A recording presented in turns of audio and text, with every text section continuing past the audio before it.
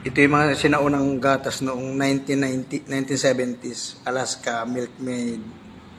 Kagita, Alaska Milkmaid, yung Darigold, saka yung Birch Tree, and ano pa ito, Birch Tree and Milkmaid.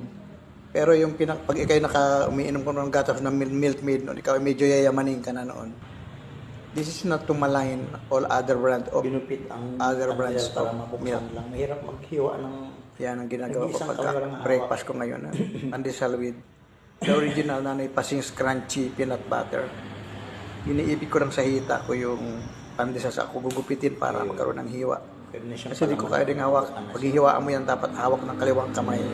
Tsaka hihiwa mo ng kanang kamay na may kutsilyo. Kaya lang din nga Birch nagagalaw pa ang aking Tree kaliwang powdered milk with organic kamay. green barley Para- grass. Ayan. Kailangan kasi parati na araw-araw na mayroong Birch Tree powdered milk with fiber, organic green barley especially grass. ito ay ano, hindi rin siya basta fiber kasi siya ay damo. Organic, Sinututo walang ako ng chemical. elementary science dati. Nung kasing elementary lesson ako na ay pag nakainom ka ng Birch Tree, parang yayamanin ka na. Hindi ko uminom Diretso ng akong kinain yung versus galing sa Alaska halaman, Liberty ay 100% ang nutrient. Darigold. Yan yung food chain. Pag yan Mayayamanin ka na.